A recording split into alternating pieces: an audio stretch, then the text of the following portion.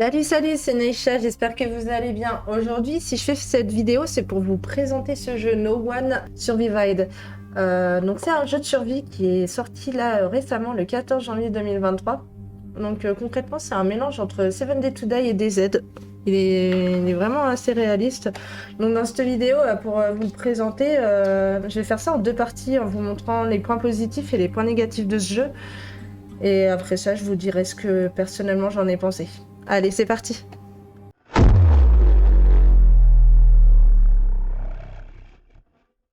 Donc on va commencer avec les points positifs de ce jeu. Les graphismes. On peut pas dire qu'ils soient dégueulasses. Ils ont fait vraiment du bon travail. Ils ont joué avec les types de météo, donc pluvieux, beau temps, couvert, même orageux. Même le vent au niveau des arbres, tout ça c'est assez sympa. Même au niveau des maisons, on va aller voir l'intérieur vite fait. Donc petite avance rapide pour vous montrer l'intérieur d'une des maisons que vous pourrez trouver sur votre chemin. Vous voyez quand même qu'ils ont travaillé sur pas mal de petits détails. Et vous serez surpris aussi par pas mal d'autres endroits que vous allez pouvoir découvrir. Donc là, j'en dirai pas plus, mais voilà pour moi le point positif de ce jeu, les graphismes. Allez, on passe au second. Le réalisme aussi de ce jeu est assez surprenant. Donc déjà, ce qu'on peut remarquer, c'est qu'il y a plusieurs barres permettant à votre personnage d'être vivant. Donc on va avoir la vie, la soif, bien sûr, les glucides et les protéines. On va avoir le mental également.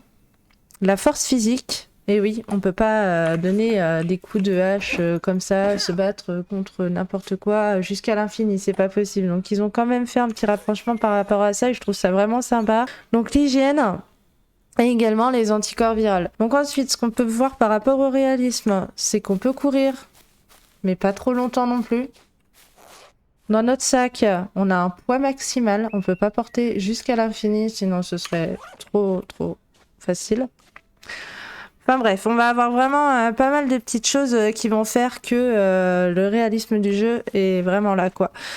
Alors, au niveau des passages, ne serait-ce que de ça. Déjà, ça se fait pas instantané.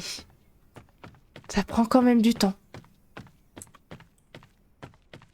Après, on va avoir aussi une attaque de zombies. Alors, on va aller en taper un.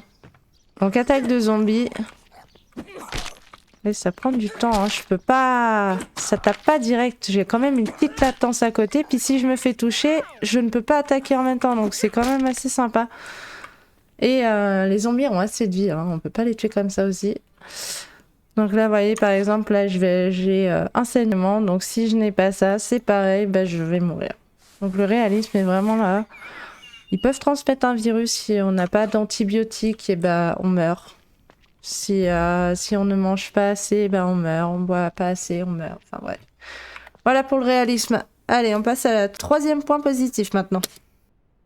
Alors, dans ce jeu, deux gros points forts aussi, je dirais de deux gros points positifs, ça va être les compétences et l'arbre des technologies. Donc les compétences, on va avoir la constitution, donc plus vous allez avoir de points là-dedans, plus vous allez être résistant. Après, ça va être selon si vous avez des armes à feu, des objets tranchants, ça, plus vous serez plus précis, vous ferez plus mal. Et après, on va avoir ce qu'on appelle les compétences, donc tailleur, ingénierie, électrification, mécanique, agriculture, cuisine, métallurgie, médicaments. Vous allez pouvoir faire médecin, agriculteur, cuisinier, couturier, tout ce que vous voulez.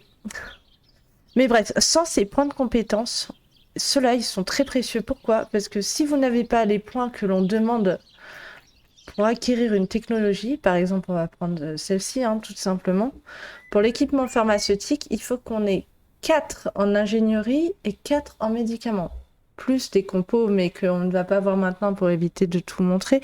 Mais voilà, si vous n'avez pas ces points-là, eh ben, c'est mort, vous ne pourrez pas l'apprendre. Donc en plus, ce qui est vraiment sympa, c'est qu'on peut acquérir ces différents points différemment. Donc je vais vous montrer. Donc avec des livres que vous allez trouver éparpillés sur toute la carte. Donc vous allez voir, il y a 5 tomes. 1 pour avoir le premier point, 2 pour avoir le deuxième point, et ainsi de suite, jusqu'à avoir vos 5 points. Donc ils sont pas évidents à tous trouver.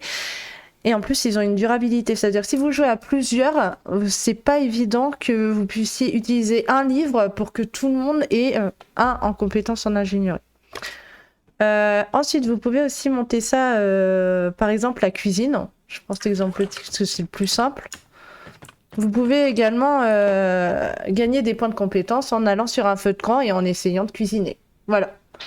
Si j'ai encore une petite chose à dire par rapport aux technologies, vous allez voir, il y a vraiment un tas de trucs à débloquer et qui sont vraiment sympas aussi pour un jeu de survie, quoi. Donc, je vous laisserai voir tout ça. J'ai pas envie de tout vous montrer ni de tout vous spoiler, sinon c'est pas drôle. Mais voilà pour ces fameux 2 points positifs réunis en un. Le 4e point positif, la construction. Donc vous avez un maillet pour construire et vous allez avoir tout un tas de possibilités. Donc bois, pierre, briques, des toits en chaume pour le moment.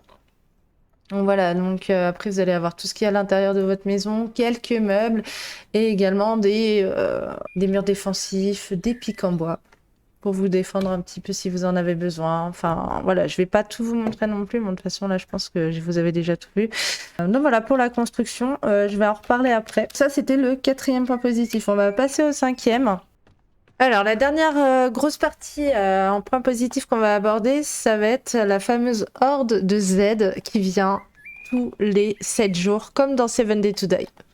Après, vous pouvez paramétrer dans les paramètres pour choisir soit 5, 7, 15, 20, il me semble.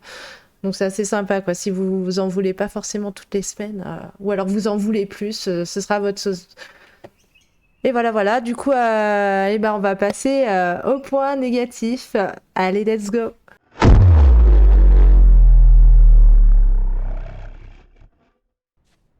Alors, on va commencer avec le numéro 1 des points négatifs de ce jeu, c'est les freezes. Malheureusement, ce jeu est assez gourmand et nécessite quand même un bon PC pour tourner. Après, voilà, libre à vous de baisser les graphismes, tout ça, pour éviter d'en avoir moins. Moi, personnellement, je suis au stade de moyen. Mais avant de continuer, je tiens à préciser que les points négatifs que je vais énoncer, c'est ce que j'ai pu remarquer moi. Après, je sais pas si je vais tous les avoir remarqués, même pour ce qui est positif, je ne sais pas. Donc, n'hésitez pas à me laisser des commentaires dans la vidéo, au cas où si j'ai loupé des choses. Voilà, voilà. Pas d'histoire. Si vous vous attendez à aller dans ce jeu de survie à avoir une histoire, c'est raté, n'y comptez même pas. C'est vraiment un pur jeu de survie, tout basique, tout simple. Alors, 3e point négatif pour moi, après celui-là, je le dis honnêtement, c'est que de mon avis, c'est le son. À part le bruit ambiant, il y a 0 son. Je peux rester comme ça, il va y avoir 0 musique, 0 son. Allez, 4e point négatif, il y a 0 Z dans toutes les forêts. Vous pourrez vous promener n'importe où, vous n'en croiserez pas un seul. Et on va pouvoir remettre un autre point négatif par-dessus ça, c'est que, je vais faire une avance rapide, même dans les villes, il n'y en a pas tant que ça.